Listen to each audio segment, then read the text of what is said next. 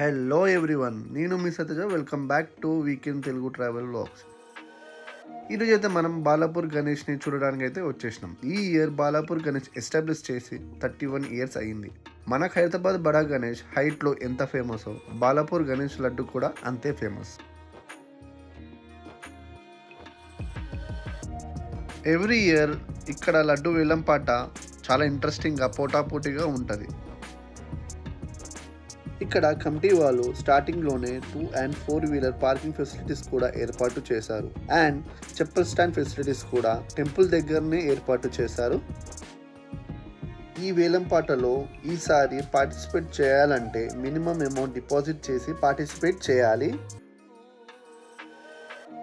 అది కూడా వాళ్ళ కమిటీ అకౌంట్లో సెక్యూరిటీ డిపాజిట్ చేయాలి.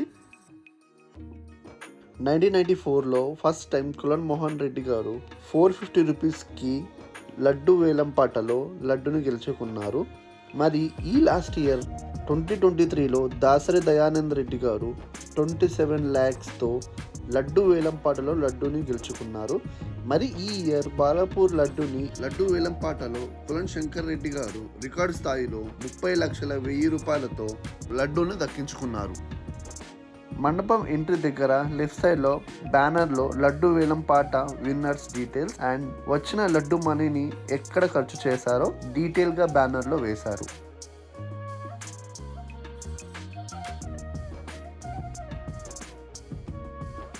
ఎవ్రీ ఇయర్ బాలాపూర్ గణేష్ మండపం సెట్ని డిఫరెంట్ సెట్స్తో వేస్తారు. 2022లో అరుణాచలం టెంపుల్ సెట్ని, 2023లో విజయవాడ కనకదుర్గమ్మ టెంపుల్ సెట్ని అండ్ ఈ ఇయర్ అయోధ్య రామ మందిరం సెట్ని వేశారు.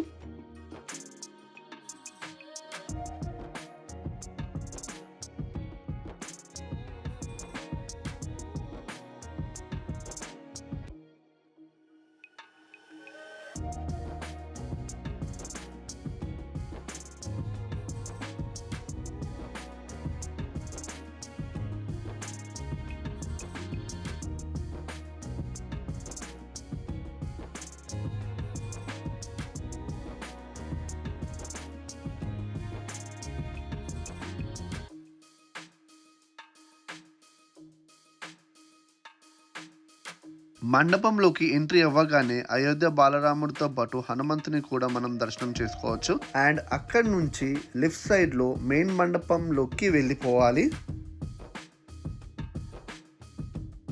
మనకి లెఫ్ట్ సైడ్ వాల్ మీద రామాయణకు సంబంధించిన ఫోటో ఫ్రేమ్స్ కూడా కనిపిస్తాయి.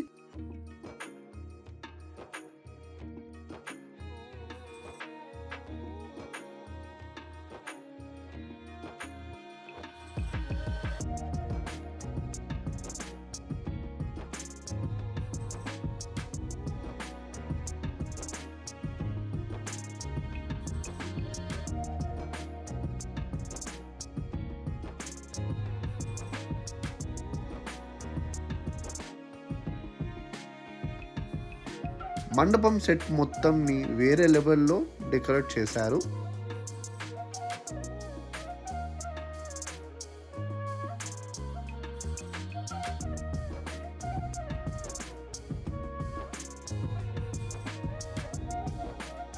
ఈసారి మన బాలాపూర్ గణేష్ డిఫరెంట్ లుక్స్తో వినాయకుడికి పైన సాగర మదనం మెకానిజం వర్క్స్ ని కూడా చూడొచ్చు. అండ్ ఐస్ దగ్గర కూడా మెకానిజం వర్క్స్ ని చూడొచ్చు.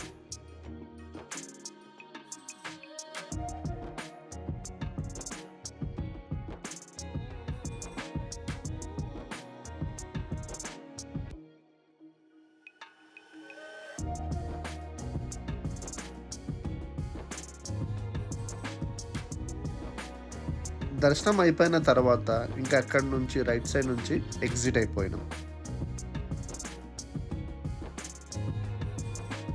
సో అంతే ఫ్రెండ్స్, ఈ వీడియో మీకు నచ్చినట్టయితే please like and share the video and please support my channel with your valuable subscription.